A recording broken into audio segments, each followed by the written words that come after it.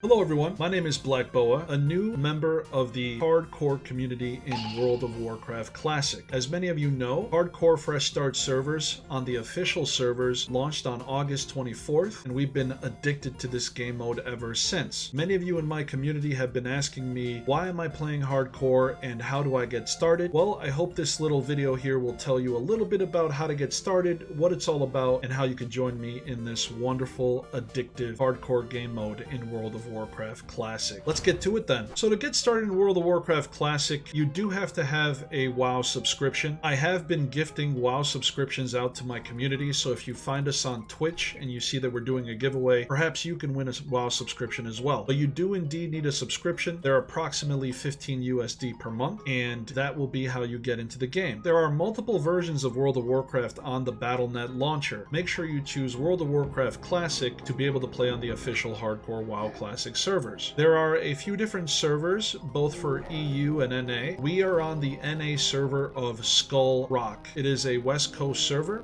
here in the United States, and we have a community here with the guild called We Go Again. And so if you'd like to join us, that is the server Skull Rock, and we are on the Horde side. But pretty much download the right launcher, subscribe to WoW, and you're in the game World of Warcraft Classic Hardcore. So why am I playing World of Warcraft Classic right now? The hardcore game mode is why. So if you don't understand what hardcore game modes do, pretty much you have one life in the game, and if you die, you have to delete your character and start all over again. The game will not physically let you resurrect your character once you die from anything, whether that be fighting creatures, whether that be PvP, whether that be falling off a cliff or getting killed by the Undercity elevator. No matter what happens, if you die in a hardcore game mode within the Skull Rock server and the other hardcore servers, death equals delete, and hence it raises the excitement level and the risk level to play this game mode in the first place. Another element that reminds me of Albion Online is the open world nature of World of Warcraft as it relates to the questing experience. While Albion has more of a sandbox type of gameplay without quests, World of Warcraft does have quests, but in between the quests you're constantly grinding to level up, you're constantly grinding to make money, to level your professions, to level your combat skills, etc. So my only experience in this hardcore game mode before the official hardcore classic WoW servers launched was using an add-on on the Bloodsail Buccaneer server, which was the main server for hardcore enthusiasts to practice their hardcore experience. The add-on actually limited trading between players, it limited the use of the auction house, you were not able to use it, and you were not able to use your mail. The add-on was able to track if your character died or not, and would certify if you were following the add-on's hardcore rules. Given the fact that the hardcore add-on servers were so popular, World of Warcraft, the official servers and the official game, decided to actually create these official servers as well. So this was a player-driven change that they showed there was a demand for, and hence we now have the official classic hardcore WoW servers. I only have 2 weeks experience on that Bloodsail Buccaneer server. However, we were able to just really learn a lot about our Tauren warrior by practicing ahead of time. Our first character died at level 15 in Skull Rock of all places, which many of you know is the name of our server, Skull Rock, and it's very justifiably named Skull Rock because so many people die there. I learned my lesson before this official server launched, and now we're level 27. I also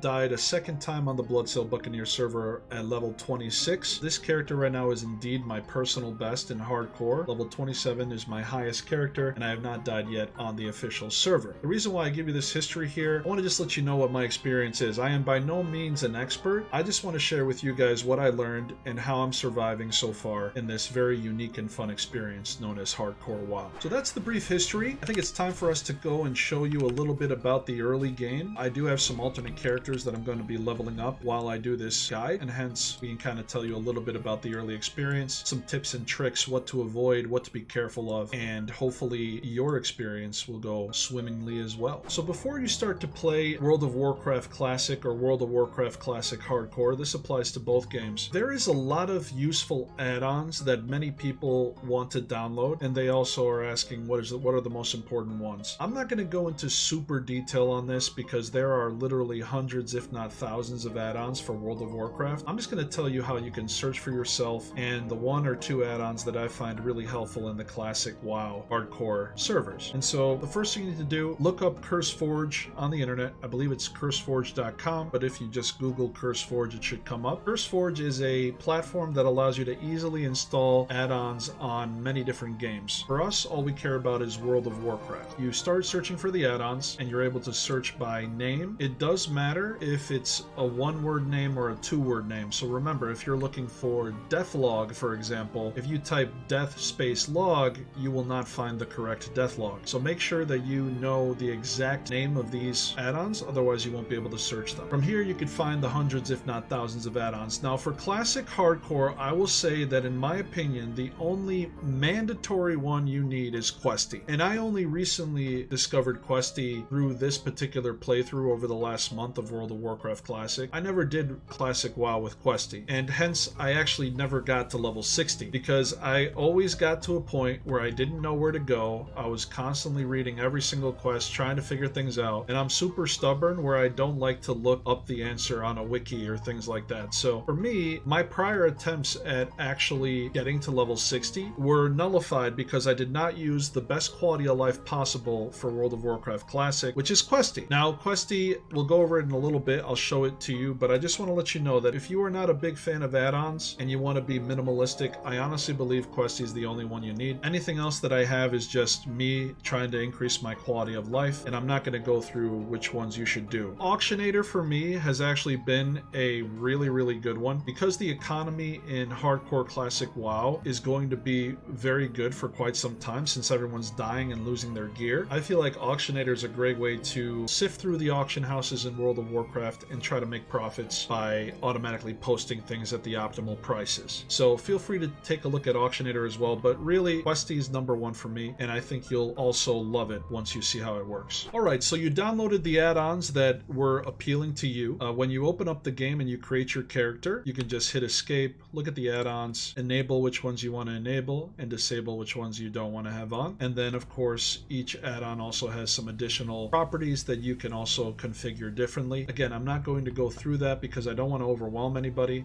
I literally just downloaded these and I did not change anything about them. I didn't make any changes. I'm just using the default settings. So if you're like me who gets overwhelmed easily, feel free to do the same. There's a few in-game settings that you also might want to check out. One of my favorite is the auto loot feature. Whenever you make a new character too, you have to also just auto loot every single time. I also always like more action bars, so I just kind of tick these action bars, and now you're seeing how they're showing up on the sides here, like additional action bars. Because in Classic WoW, there's tons and tons of skills that fill up your bar, and so really it's those things that I do here and make it comfortable for you. I have a few default ones: Q, E, mouse buttons, Alt A, Alt 1, Alt 2. A lot of people also recommend binding your strafe on your A and D rather than using strafe on your Q and E, which is the default. That's under the movement keys here. Forward and back, W and S is fine, but strafe right and left is actually default Q and E. I change it to A and D so that I can use the Q and E slots for important skills and abilities that I deem appropriate. So you may also want to change your strafe to A and D. Outside of that, it's up to you what else you want to change. There's other things going on here, but really the biggest thing for me is auto loot and then the A and D strafing. You can also check your add-ons here under options and try to configure all the different things here as well, so you're able to kind of customize your experience to whatever you would like. And so here we are. This is the command that you need to type into your console here, your World of Warcraft game. Just copy and paste. You go /console, camera distance, max zoom factor 4. You won't be able to copy and paste it, obviously. This is the command here should you want to do it yourself. And again, thank you RizLexo for teaching me. I'm happy to be friends with you on Twitter. Thank you for this. So this is a shaman. I never played a shaman before, believe it or not. So this is our bank character. We're going to get him to at least level 6. We'll try to get these quests out of the way and we'll get that done. Another question you might be asking is, BlackBoa, why are you creating alternate characters, especially when you name them Boa Bank and Boa Craft? Well, what's unique about these official servers as compared to the hardcore add-on experience that I practice with, the hardcore servers actually allow you to trade with other players, use the auction house as much as you please, and mail items through the mail system. And so because this is a hardcore game mode that allows this, I figured that I'd like to build a economy on some alternate characters that I will never risk their lives on, so that if I do die on my main character, which is likely when I will die on my main character, I can at least have some sort of economy behind me where I can send that new character silver, maybe craft some gear for that new character so that he can get back to his spot quicker. So now that the mail system works, that's the primary way that I do this. I use my main character to send silver to Boa Bank, and I use my main character to send ore to Boa Craft. I believe I will make Boa Craft a blacksmith,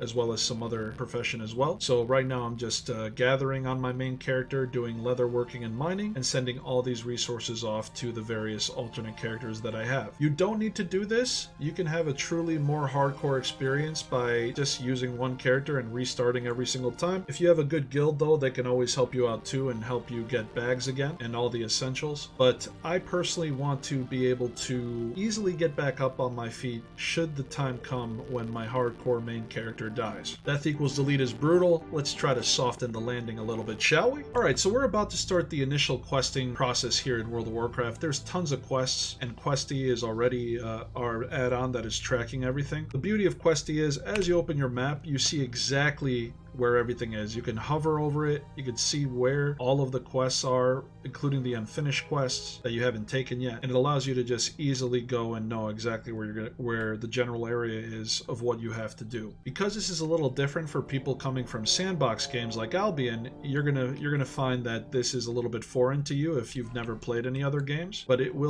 you will enjoy it just as I have.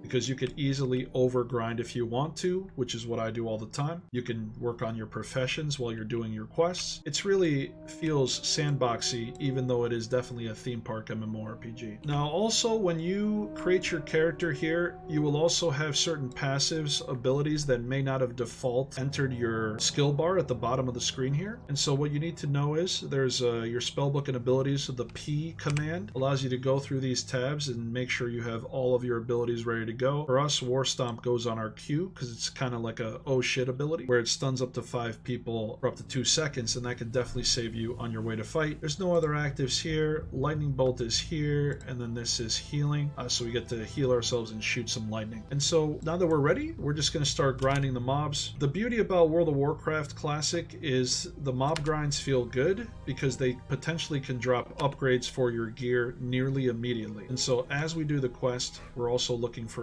anything that we can either equip or sell and kind of get us our economy started rather quickly. And so that's what we're doing here, and we'll continue to do this through the main area here up to level 6. So in Classic WoW, when you level up, it is imperative to know that there are certain level brackets where you get new skills that you can train at the trainer. We're going to continue finishing up this quest that we're on, but I just want to let you know that it's always the even number of levels that you are that allow you to train your skills. So level 2 means we have some skills that we're able to go purchase. It does cost silver or copper and then gold at the higher levels, but at every even leveled level you can go back to a trainer and start learning things. At level 10, that's when the talent system comes into play. It doesn't even allow us to see the talent bar currently because we have to hit level 10 before we can see it, but as you level up you can customize your character further with a bunch of different passive and active abilities. So different classes in World of Warcraft have different ways of operating. Casters usually operate on mana, and so it's imperative that you manage your mana accordingly. There's foods that allow that, there's potions that allow that, but mana is the main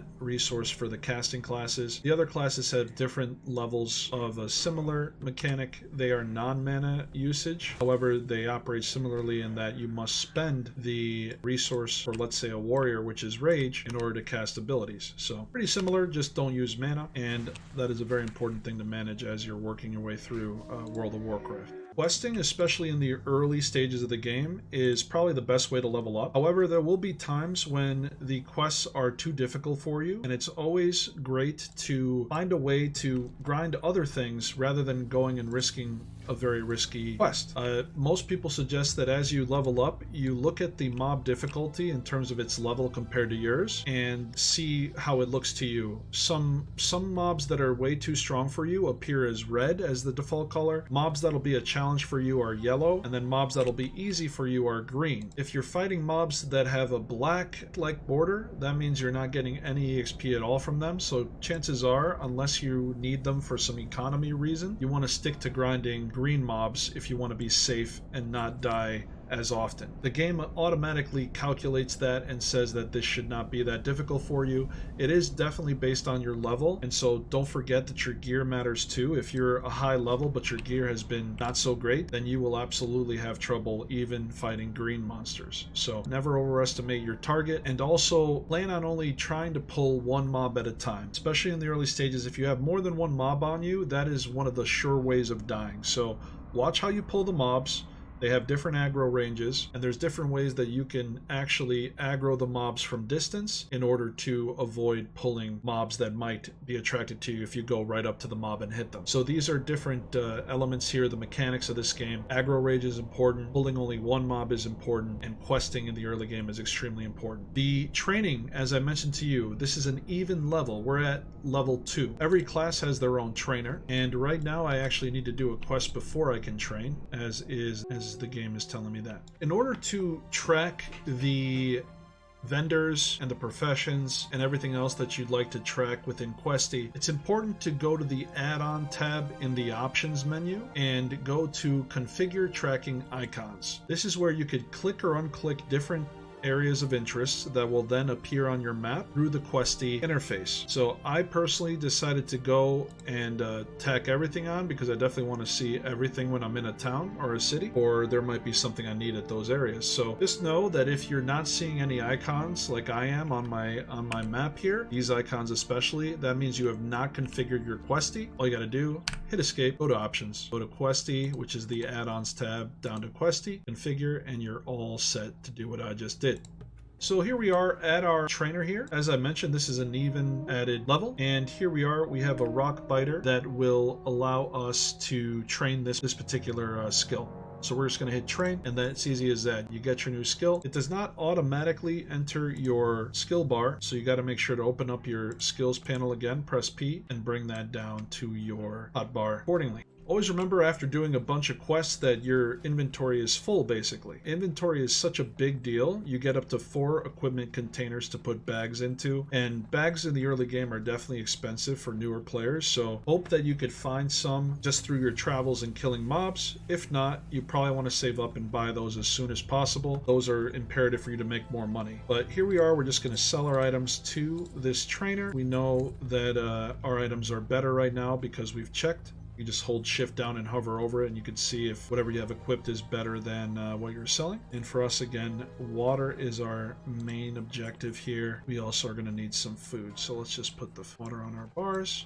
This is the recall. When you bind to a inn, you could recall back to it every hour, so we'll bind that on these hot bars. And then I just need to remember to equip this new piece of gear. Right click, open our character window with C, and we can see everything that we have equipped so far. And then we're ready to go back out and do the next quest lines. So the profession that will end up being the best beneficially for you in the early stages to make money is skinning. And so I have that with my main character. He's a skinner, and he has been able to afford my bags that I needed, as well as any skills that I need to purchase for my character. So if you want that profession, I would definitely select skinning as the early moneymaker.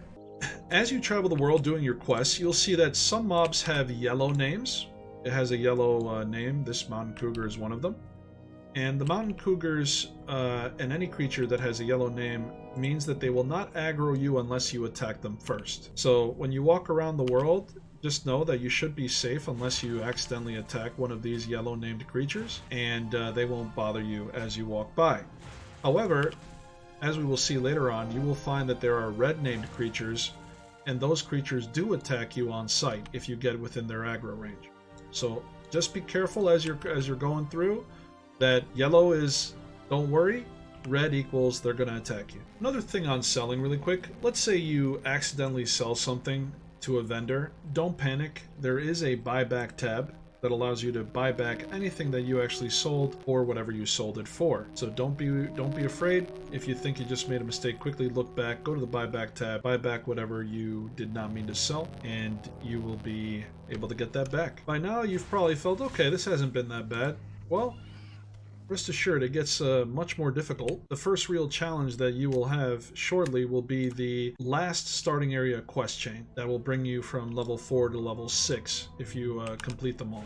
And these particular quest chains, they start to show you the red creatures, the ones that will attack you automatically. These bristle boars are the beginning of it. In our area, the battle boars, but there's worse creatures through that cave over yonder that we will soon be going into. Every starting area for each class has something like this, so do not take it lightly. As you go there, it could potentially be your first risky endeavor in the World of Warcraft Classic Hardcore game mode. So as I mentioned, this is the level 6 questline areas, where it'll bring you to level 6 to get out of the starting area.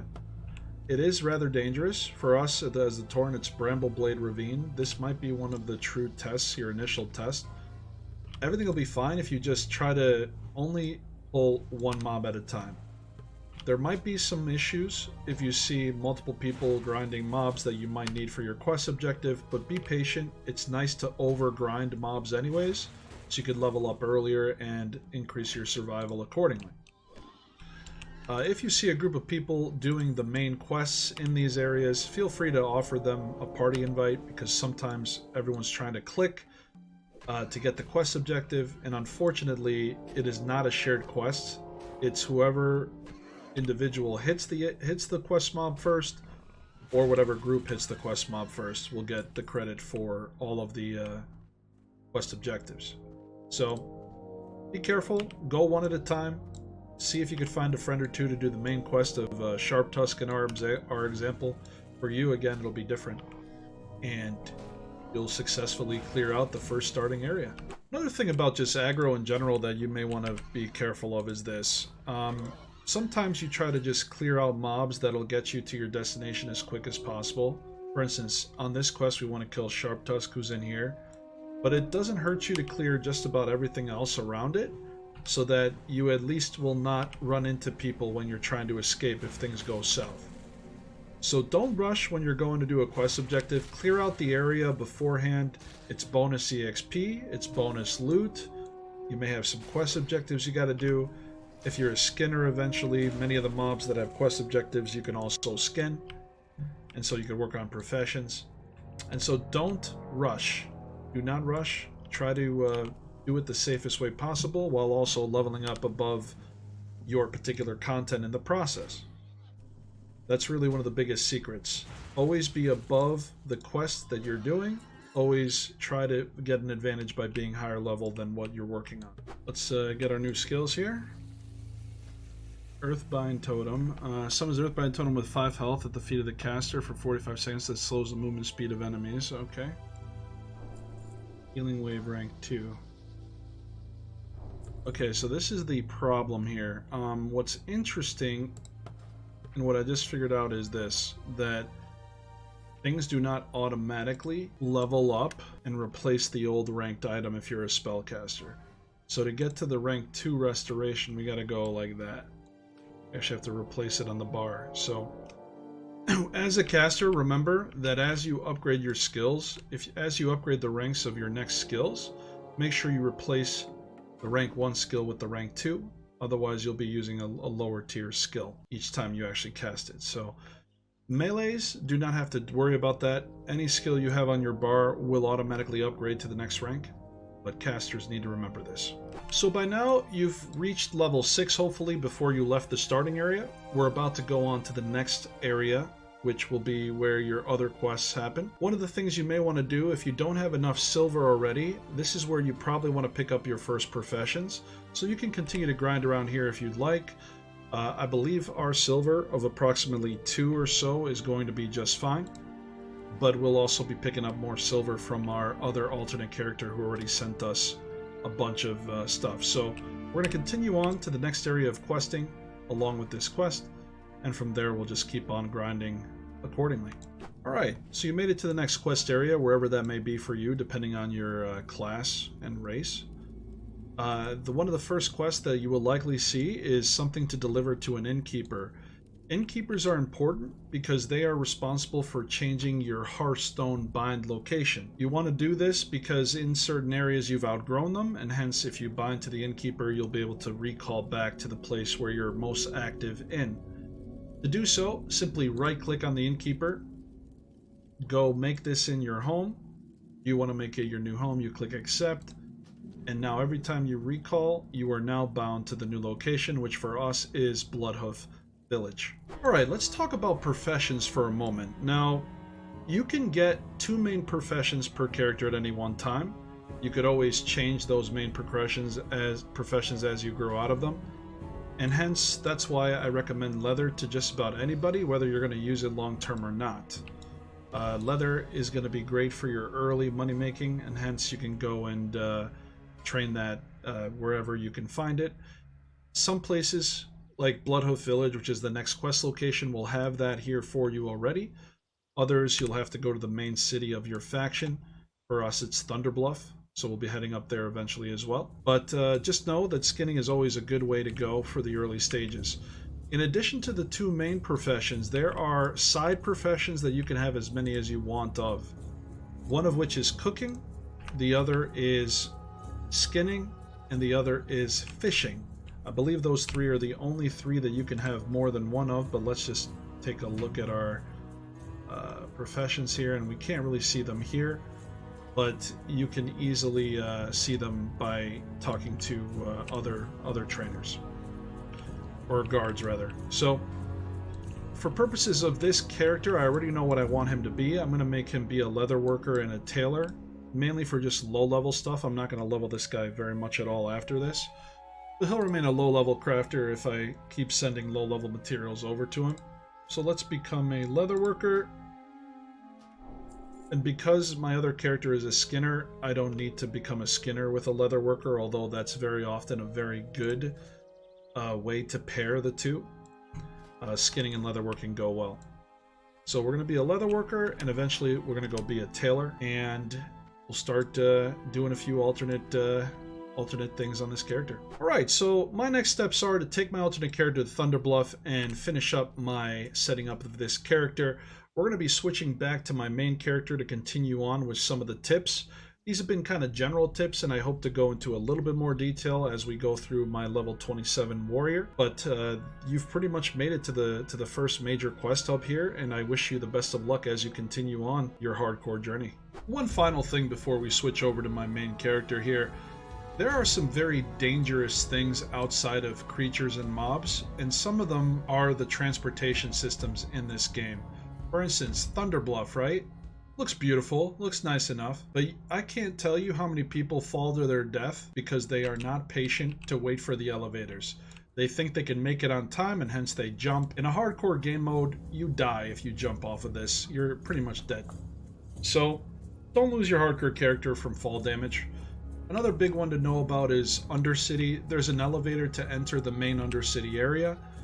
A lot of people just rush and end up falling to their deaths because of the elevation of the elevator when they try to enter it. It starts moving down quickly, they fall, and then they fall to their deaths all the way to the bottom. So, best way to survive the elevator would be that if you see the door is open, do not go in. Wait until it closes and the elevator comes back around. The next time the door opens, you move in there right away, you stand still, you do not jump, just enter the elevator safely, stand still, don't jump, and you should be just fine. Hi guys, BlackBoa here. Thanks so much for watching my latest video. If you like what you saw, please hit that like and subscribe button on your way out. I truly appreciate it. Thanks bros, and I'll see you next time.